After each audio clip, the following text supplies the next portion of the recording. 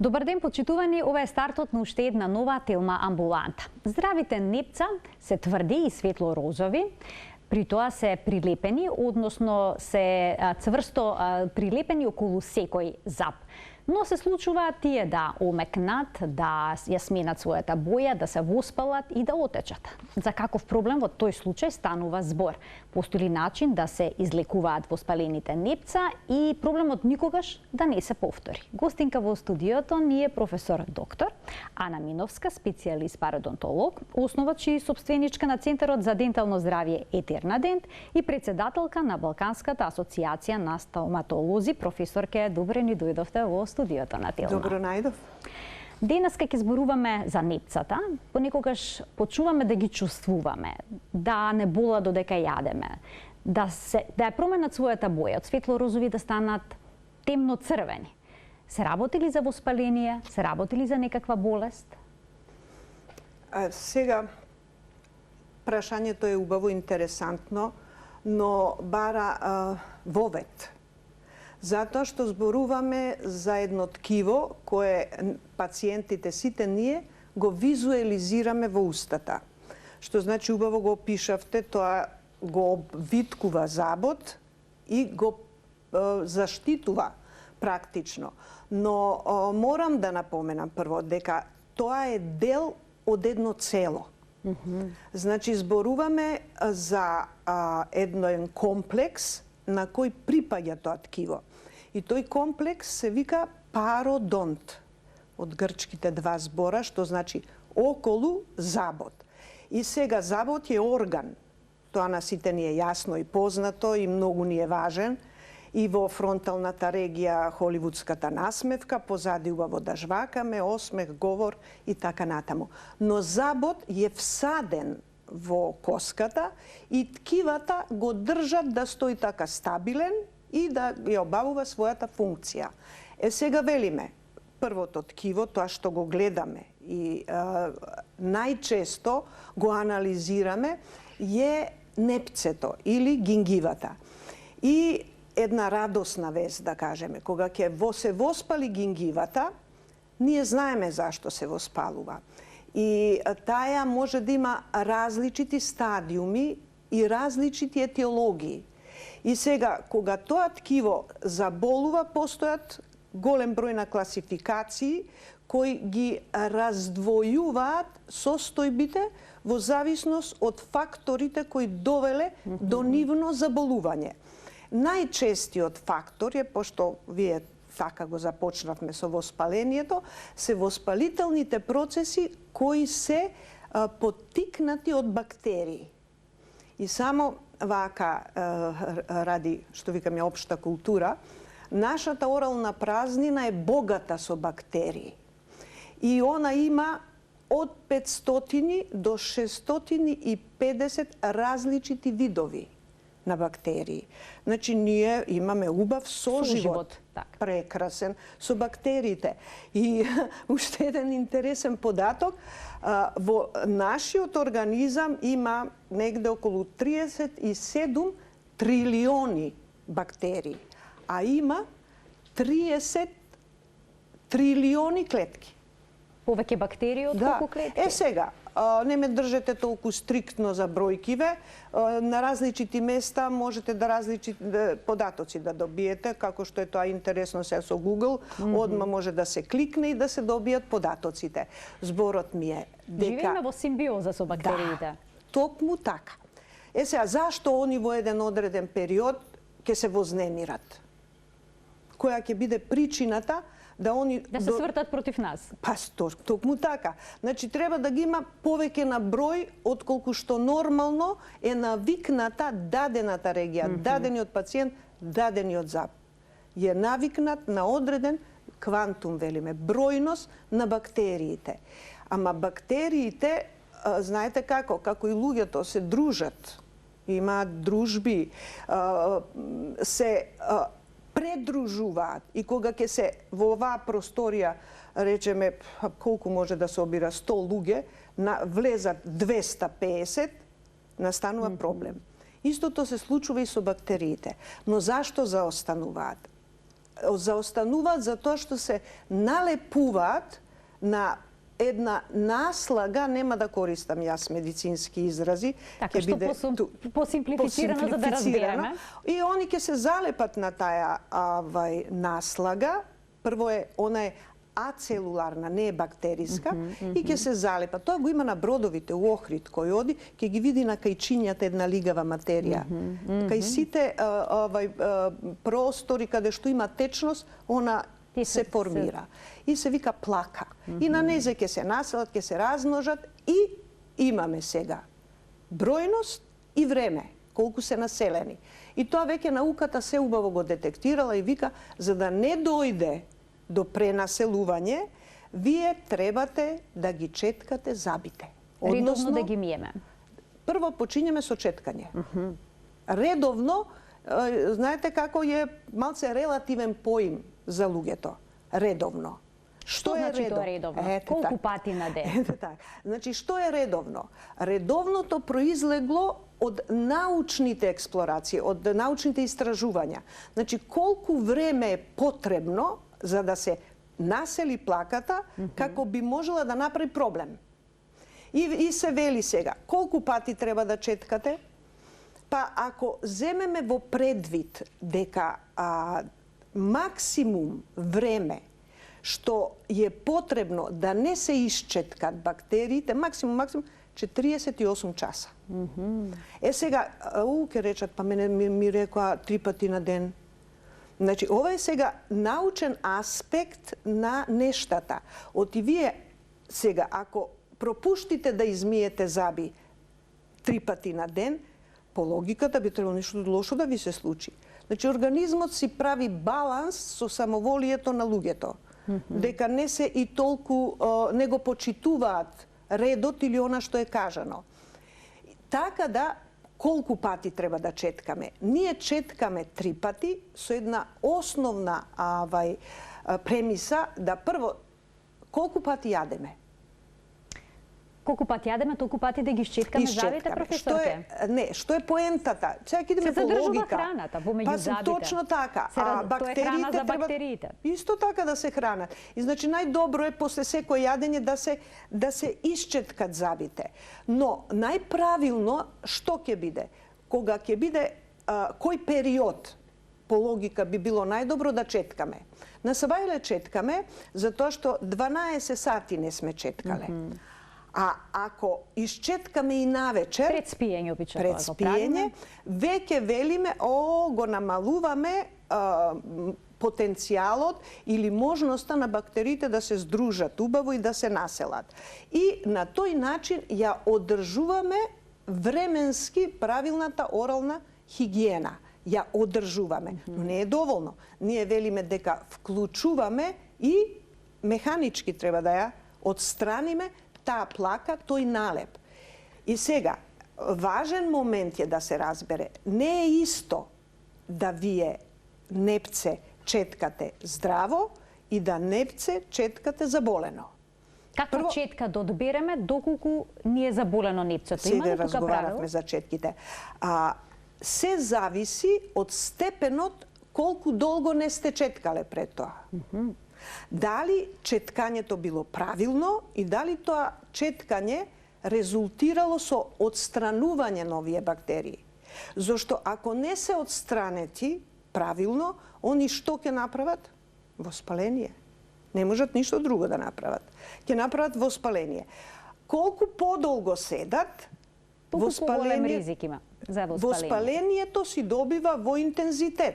Зошто? Зошто се случуваат многу промени во тоа тенко, грацилно, убаво ткиво и се оттежнуваат состојбите кои природата ги направила и се вика самочистење.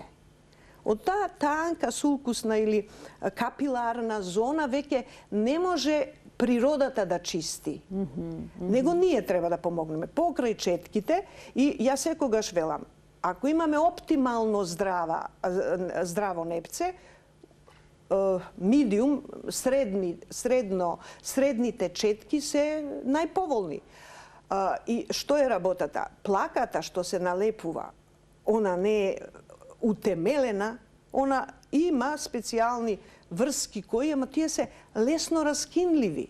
Четкањето не треба да биде јако. Грубо. И грубото четкање што ќе направи? Ние велим со грубо четкање правиме механичка траума.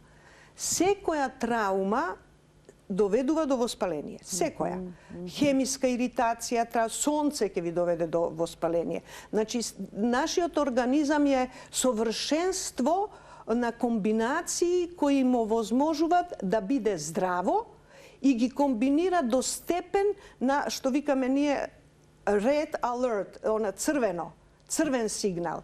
И кога ќе се пробијат тие механизми на самоконтрола, на оптималното здравје, веќе влегуваме во болест.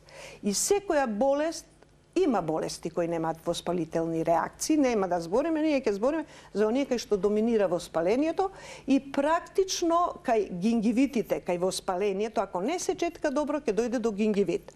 Тоа е сигурно. Нема двојба. Едно нешто да кажам, кај пушачите, например, воспалението е помало и они не приметуваат. А пушењето е ризик фактор? Да, и е ризик фактор. Но што се случува? Пушењето го намалува тој локален имунитет и вие веќе немате црвено светло. Зашто е црвеното светло? Семафорот црвено кој ќе запали, застани.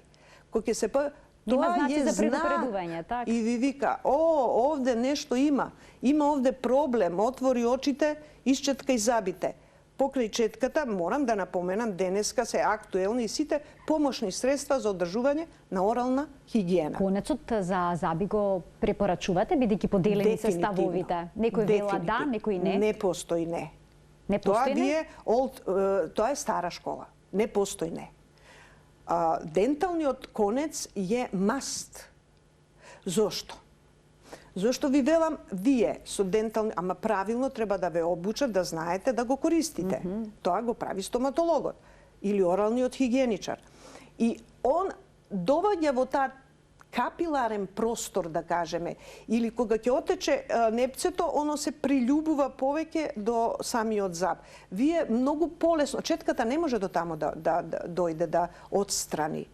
Не поготово кога е воспалено и воопшто да нема тоа плашење, крв видов. Треба да се продолжи со чистење со забен камен и покрај крварењето? Не е забен камен, тоа е плака. Плака, дентален плак. Тоа е тој назив. Забниот конец, сакав да кажам, да се преминува и покрај тоа што се јавува крварење. Да. Крварењето ќе си стои, каде е проблемот во крварењето? Крварењето од непцето, не од забот. Непцето вие кога ќе го аплицирате, кога ќе го поставите конецот, тоа треба да иде внимателно да ја прати тврдата површина.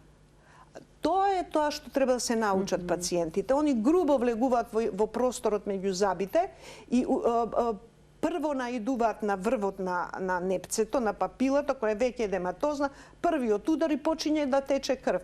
И практично интензитетот на крварење ви го дава интензитетот на воспалението. И тоа нас ни е еден од клиничките знаци кои укажува дали пациентот четкал, како четкал, колку четкал и се препознава. Секое добро четкање го одржува тој инфламаторен момент на многу ниско ниво. Што значи ние сме безбедни. Убаво четкаме и ги имаме сите нормални анатомски карактеристики на непцата. И веднаш ќе се надовржам. Основно правило во стоматологијата, основно и основно, кое многу луѓе не го практицираат, за жал, е во устата. Забите, рековме, се орган. Делот кој го гледаме во устата е коронка. И таа често, нели, и она добива кариес, па може да се фрактурира, па не ви се свиѓа форма. И велиме, што правиме? Репарираме. Значи, поправаме. Ниедна поправка во устата не смее да се случи ако постои воспаление на непцето. Зошто е тоа така? Што би се случило ако поправаме некој заб, а е воспалено непцето? Што може да се случи? Вие имате, вака ќе ви кажам, имате на ногата проблем од тесни чевли и купувате уште потесни. Што ќе ви се случи? проблем. Секоја интервенција на зап изискува да има здрава, прво и чиста орална празнина. Тоа е прво. И велиме, се што почнува у стоматологијата, почнува со орална хигиена. Тоа не е, да речам, терапија на болест. Тоа е орална хигиена. Таа е маст за устата, за организмот, зашто во устата не се само забите. Имаме и меки ткива, имаме јазик, имаме образ, имаме нерв, имаме поприлично ткивни компоненти. Тие треба да бидат чисти, па затоа велиме имаме и чистачи за јазик. Значи, примењето на забита треба секогаш и јазикот и јазикот се четка. И сега, што се случува? И тоа треба да бидете обучени. Ако го четкате прекумерно јазикот, можете да ги тргнете тие папили и после тоа ќе ве пече јазикот. И вие по логика, ова боли, не. Тоа е многу често. И се откажуваат. Но, исто така, бактериите многу убаво се населуваат и на јазик. Но да се вратиме на гингивитот. И гингивитот, ако се четка правилно и редовно, ќе се повлече. И он ќе се излекува. А доколку постои забен камен, професорке, дали тој мора да се отстрани? Може ли да е причинител за воспалението токму забниот камен? Забниот камен не е причинителот. Забниот камен е последица на присуство на плакот. Кога ќе почне да се минерализира, зашто имаме карбонати во уста, ќе се минерализира, тоа зборува дека многу долго таа индивидуа не ги четкала забите. Но има ли некој што се склони кон создавање забен камен? Има, ако им е плунчаните жлезди, степенот на заситеност на плунката со карбонати, со калциум наједноставно да кажеме, и најчесто е кај изводните канали на плунчаните жлезди. Повеќе се акумулира, зашто има нон-стоп се облеваат со калциум и тој се минерализира, врзува и го прави забниот камен. Што е проблемот со забниот камен? Он механички притиска само, но на забниот камен постојат многу на микроскоп кој ќе ги видите дупчиња, тоа се вика ретентивни простори. И ако замислите дека бактериите се негде 10 на минус 6, како фантастичен простор има да си се населат и да си се размножуваат, и тоа е тоа што е штетно. Повторно е плакот. Така.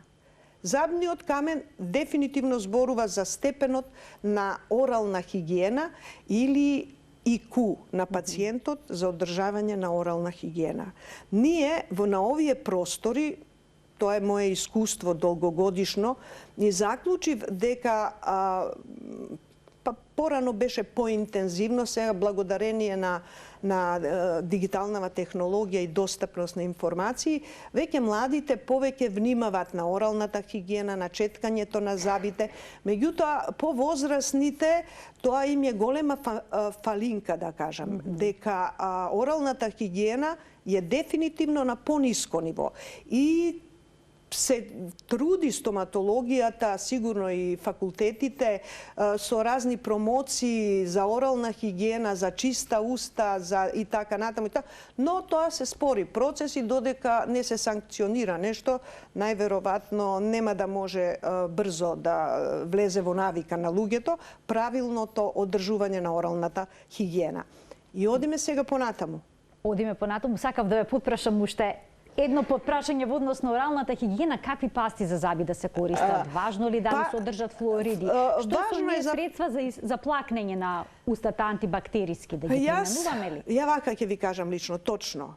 Има научни експлорации за различни типови. Понатаму маркетингот е немилосрден во однос на промоција на пастите. Пастата служи да биде медиум помеѓу четката и површината која се четка. Значи, она треба да биде абразивот, до негде да кажем, и да помогне плаката да се одлепи од забот, и има. Дава пенушастост, внатре да се дава ароми, пријатен мирис и така натаму, ја освежува устата. Дефинитивно имате различити пасти во кои се уфрлат одредени медикаменти. Колку е тоа се веќе научни експлорации кои се прават на одредена група луѓе, на одредени услови. Јас секогаш велам, правилното четкање, задржување на временскиот интервал барем да се спази навечер и на сабајле, да се исчетка еднаш дневно, да се исфлосира и да се применат интерденталните четкички. Навечер имаме повеќе време, нели, ние македонците велиме гарантирам здравје. Така да, гарантирате здравје на непцата и на забите? На непцата. Сега забите се друга приказка. Бориме за непцата. Забите имаат своја анатомска конфигурација, па внатре има едни жлепчиња, па има точкици, и тамо се задржува плаки, се задржуваат бактерии и тие бактерии го прават кариесот. Тоа е друга тема. Бактериите што го прават кариесот не го прават воспалението на непцата. Значи се работи за различен тип на бактерии. Имаме различити приказки. И сега, воспалението на непцето не е четкано и доаѓа до еден степен кога воспалението ќе предизвика промена на ткивото кое е под него. Многу е реално, нели, ќе отече, почињат да се ствараат разни продукти кои се поприлично штетни и почнуваат да ја разјадуваат коската. И почиње еден многу комплексен, стварно комплексен процес на интеракција помеѓу огромен број на молекули од различити типи и доваѓа до она што го гради внатре, градежниот материјал, да се распаѓа, да се дисолвира, и почиње непцето да се одлепува од забот. И почуваат корењата на забот да се гледат. Всушност не е тоа корено, туку да се симнува непцето. Сега се одлепува прво, треба да се одлепи. Во моментот кога ќе се одлепи, као секоја болест, тоа е почетокот. Тога се формира джеп, професорке? Тоа е тоа джеп? Да. И ќе се одлепи сега. Кога ќе се одлепи, знаете како има, убаво рековте, го обкружува забот и како прстен он го фиксира, за да интегритетот на севкупноста на нашето тело не биде нарушен. Кога ќе се исечете, го нарушувате интегритетот. И тоа е работата. Он ја држи како прстен околу забот, држи да бидеме интегрирани. Во моментот кога ќе настане воспалението, ќе се пододлепи. И сега, што ќе се случи? Не се случува дека ќе се раскине многу. Он само ќе се одлепи. Кога ќе се одлепи, што се случува? Има простор. Таму храна се задржува. Проблем и огромни. Проблем поголем. Природата рекла, длабина 1,5 милиметар, 2 ја можам да го само чистам и можам да ве чувам здрави. Над тоа веќе не можам. Веќе се вклучуваат другите комплексни процеси кои ќе доведат до формирање на заболување на забно-потпорните ткива. А тоа ние го викаме, ќе се појави джеп. Значи, веќе не е природна работа со укусче, него нешто подлабоко. Што е подлабок джебот? Тоа е болеста потешка, за лекување. Кога ќе се појави болеста на тие делови, на подпората на забот, велиме на пародонталните ткива сега, гингивитот ви поминува полека, како го вика народот најчесто? Во пародонтоза. Тоа најчесто се вика пародонтоза. Пародонтозата е или вие го велите пародонтопатија. Да. Тоа е стручниот термин. Тоа е термин, ама многу се користи пародонтоза. Пародонтоза и у времето, да ви кажам, јако го студирав, беше тоа руските научници во однос на случувањата внатре во ткивото, ние тоа го патохистологија, и приметија дека има доминација на атрофични и на хиперплеви различити. Вика, да, ова е пародонтоза, се повлекуваат непцата, се губи ткивото. Тоа се old fashion, нели, ние со англискиот стално го користиме сегде, и тоа се старите називи.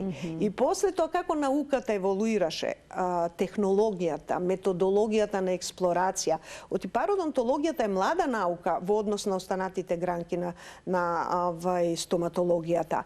Од тој аспект што беше потребна технологија и претраги кои ќе се спуштат од макро, вие гледате црвено, па ќе одат на микро, нели гледаме дали има клетки или нема, сега веќе се спушта на нано, па гледаме дали има димензии на ниво на молекула, молекуларни, и така науката напредува. И јас сум јако среќна што еве денеска е поприлично напредната пародонталната или науката за пародонталните ткива или пародонтологијата и имаме можности да ги лекуваме заболувањата кои влегуваат во оваа област. Професорке, тука ќе пуштиме еден блок реклами, а веднаш потоа продолжуваме со денешната тема почитување. Останете на Телма.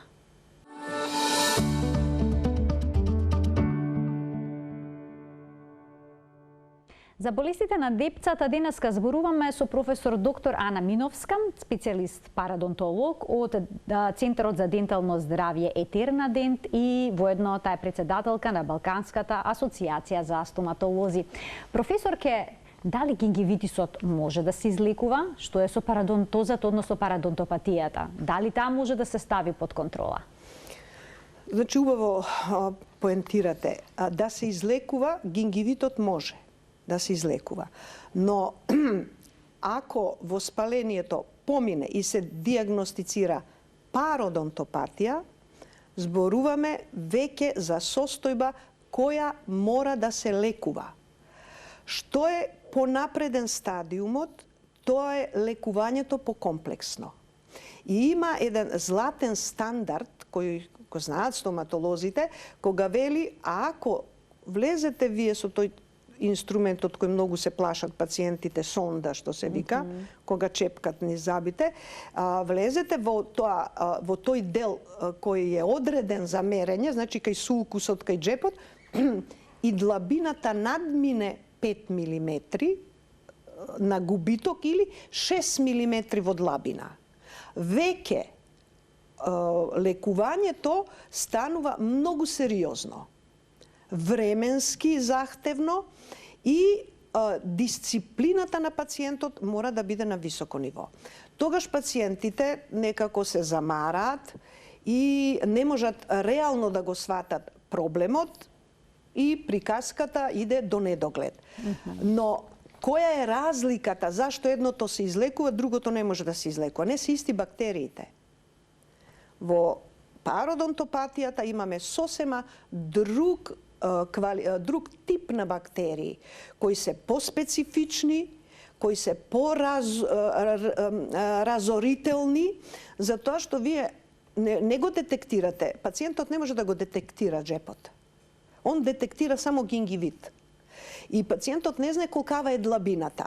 Што значи, он може да има... Тоа значи парадонтопатијата не боли, не дава такви симптоми? Токму така. Она не симптоматологијата, односно чувството на пациентот почиње да се јавува болка, непријатност, дури кога ќе направи голема длабина процесот. Ќе навлезе подлабоко во тие ткивни структури, ќе се јават субјективните симптоми. Пациентот ќе почувствува нелагодност, па може да почувствува и лош мирис и така натаму. Објективните знаци не може да ги види. Објективизацијата ја прави стоматологот. И он влегува со таа сонда и мери. Тоа припаѓа на општата стоматолошка пракса. Кога идете на редовните контроли, тогаш би требало да се проверува дали длабината на сулкусот е променета и дали пациентот има джеп. Ако има пациентот джеп, пародонтален, има начин како се мери, колку се мери, стоматологот одлучува дали е спремен да го лекува, дали тоа ниво на проблем он може да го реши или треба да го препрати пациентот на специјалист. Тоа е одлуката. За жал, многу често се превидува комплексноста на лекувањето на оваа сложена структура патолошка, стварно е многу сложена и ја превземаат така храбро колегите и навлегуваат во третман и на многу големи дефекти кои понатаму се случува тоа што се случува и ние имаме голем проблем и нашата популација има, можам да кажам, над 90% имаат пародонтопатија. Така, ја најдов на некој процент, на 90% од луѓето имаат некаква Кај нас не е форма, направена статистика, но што во светски рамки овој податок присутен, тоа значи би требало да во светски рамки има две форми на пародонтопатија, има некоја умерена, нормална, има една агресивна форма која стварно и кај помлади пациенти однесува многу брзо коскената структура и забите ги губат. Па поприлично сериозно. Се зависи во кој стадиум е, тука има многу за разговарање, ова е широка тема, тема, него накратко, да, кога е дефектот голем и кога е комплициран, ако стоматологот општа пракса детектира и заклучи дека не може да се справи, да го препрати на специјалист. Лекувањето мора да продолжи. Зошто? Активна пародонтопатија не смее ни еден стоматолог на активна пародонтопатија да стави пломба, коронка, мост и не сме да се вгради во празниот простор имплант. Значи не сме да се направи прописно ништо. Ништо.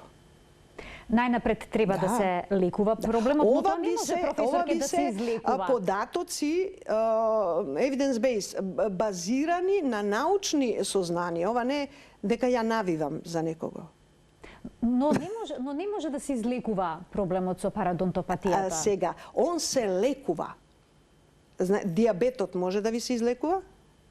Но може ли повторно да се прилепи непцето за забод, за тој да не испадне? Веќе имате тоа, веќе влегуваме во едно пошироко поле, имаме начин на терапија на пародонтопатија, па имаме детекција на проблемот, па имаме собирање на податоци, па ризик фактори, па на кое ниво се наоѓа здравствената состојба на пациентот, културата. Ризик фактори има 4 јако присатни. Тоа е самиот пациент, значи начинот на однесување на пациентот, биолошките фактори, индивидуални на пациентот и социоекономските. Значи лично пациентот дали може да плати тоа? Времињата се сменија. Така, а професорке, што ако се случи воспаление на непцето под мостот? Што во тој случај? Во тој случај имаме проблем.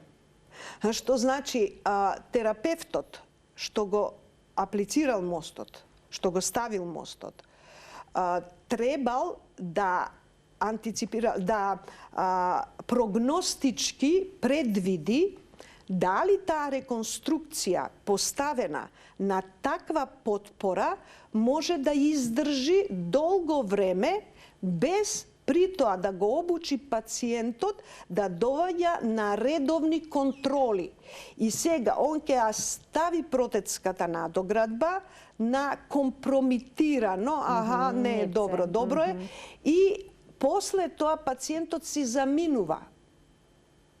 Дал ќе дојде обично кога бели ми се забите, убав ми се, можам да жвакам, среќен, радосен, ќе дојде на контрола по 3 години. По 2 години. Не се обрнува, значи, откако ќе се постават последна фаза во реконструирање на проблематично забало, да кажеме. Имате проблеми со забалата, има класификации, што значи, како значи, кое ниво, и обично ако е многу деструирано забалото, има многу работа во него. И вие требате прогностички да дадете и реално да му објасните на пациентот кои му се шансите и колку долго тоа може да стои без да има проблем. И тогаш посочувате дека ако не се јави за одредено време, оти индивидуални се закажувањата, кај такви случаи закажувањата на повторни прегледи. Затоа што јас и вие не сме исто. Многу реално. Проблемот не е ист и на ист зап нема ист проблем. Значи тоа е еден универзум на комбинации. И затоа денеска е индивидуален пристапот. И затоа денеска стоматологот веќе треба да излезе од онаа стереотипија на лекување на која е навикнат или комфорната зона во која најдобро се снаоѓа. И затоа ги имаме ние и тие континуирани едукации, long life learning и така натаму. И денеска е преубаво, имате информација, можете лесно да добиете. Вие убаво добивте информации што би можеле ние да разговараме. Но стручното лице го води пациентот, оти сите пациенти доваѓаат, вика, ја имам тоа. Но stručno, ili što vikam јас, малце грубо звучи, описменен стоматолог, не може да дозволи пациентот да го води. Он мора унапред да ги види, сеопфатно да погледне во устата и да ја види причински последичната состојба од неговиот третман. И да му понуди на пациентот и да му каже, видите вака имате тоа, очекувајте тоа и тоа. Не е хепи енд, но ќе ги имате забите, нема да ви бидат како на 18 години, но ќе можете комотно да се смеете, зборите тоа и ќе ви биде општото здравје на едно оптимално ниво, за тоа што пародонтопатичните забала декланшираат или ослободуваат страшно, баш така ќе кажам, токсични материи. Штетни за срце, штетни за бубрези, штетни за плуќа, поготово кај трудниците, прерано може да се породи бебето. Денеска многу е оттидена науката во детектирање на соодносот на влијанието на тие продукти од пародонтопатијата кои одат во циркулација и како делуваат на системското здравје. Како што системското здравје му прави на пародонтот проблеми и обратно. И обратно е. И сега тоа е убавината, имате многу комбинации, имате многу степени, многу стадиуми и тоа сето треба стоматологот убаво да го види и да разговара со пациентот. Денеска во светски рамки најважен е тој интерактивен, индивидуален пристап, кога ние разговараме и вие ги кажувате своите проблеми, ја го барам вашето решение. Ги споменавте, професорке, трудниците. Да. Тие се подложни на гингивитис, на крварење на непцата, а исто така нагласивте дека проблемот со пародонтопатијата може да доведе до предвремено породување. Дали тоа значи дека е многу важно, доколку се јават проблеми во бременоста, трудницата да се јави на стоматолог? И што се презема во таков случај? Тоа е веќе касно. Пред да се случи забременувањето, затоа ние имаме вака. Ние имаме во светот примарна, и сегде и ние имаме примарна здравствена заштита. Во примарната здравствена заштита се прави преглед кој ви укажува дали имате проблеми во устата или немате, дали имате проблеми со непцата или немате. Примарно нешто што треба да се контролира е пародонтот. Дали има проблеми пациентот со пародонт или не. Ако планира трудноќа, да отиде обавезно на преглед, за да се види состојбата. Гингивата во склоп на пародонтална болест е јако реактибилна воспалително, затоа што хормоните на трудницата тука се акумулираат, ги има во голема мера, тие крвни садови се јако набрекнати, полни. Имаме неколку состојби, тоа може да разрасне туморозно, но кога ќе заврши таа висока концентрација на хормони, тоа ќе спласне. Само од себе ќе се повлече? Туморите не, но гингивитот може да се повлече сам од себе. Ако оралната хигиена е солидна и се изведува добро и ако дефектите, односно джеповите се поплитки, не се многу длабоки, не постојат други проблеми поврзани со длабината, тоа може да се контролира. И да, тоа е триместарот, на триместарот тој највише набрекнува и негде тамо после при крајот повторно ќе набрекне. Како иде концентрацијата на хормоните, така е предиспозицијата на мекото ткиво. Мекото ткиво е проблем. Оно оттекнува, оно воспалува, оно задржува бактерии и тука е целата состојба. Предпоставам дека менопаузата е критичен период, исто хормонален дисбаланс. Менопаузата не е толку и старењето, не е до тој, е еден од факторите и го дава тој преморбидитет. Прво што со старењето веќе се намалува и самата репараторен потенцијал на ткивните компоненти старее. Ткивото старее, го нема тој имунитет, го нема тој тип на исхрана, ја нема таа количина на витамини и така натаму и така натаму.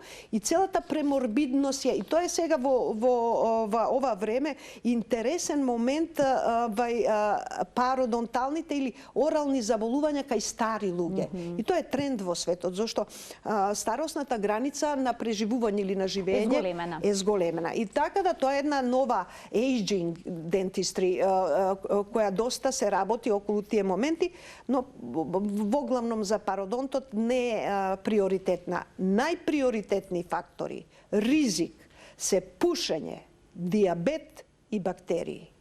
А јас гледам многу луѓе пушат. Да, кај нас тоа е исклучително честа навика. Ви благодарам за вашето гостување во денешната Тилма амбуланта. Професорке, прекрасно ни ги појаснивте. Многу ми е драго. Разбирливо сите работи кои што се поврзани со воспаленијата на непцата. Научивме дека мора да внимаваме на оралната хигиена. Да. Колку почесто ги читкаме забите, толку поздрави непца. Ви благодарам уште еднаш. Благодарам и на вас, на поканата. Јако сте креативни и инвентивни. Ви благодарам. Професор доктор Ана Миновска, специјалист парадонтолог во Етерна Дент, беше нашата денешна гостинка во Тилма амбуланта. Се надевам дека со неја ќе направиме уште една емисија. Имајте пријатен ден.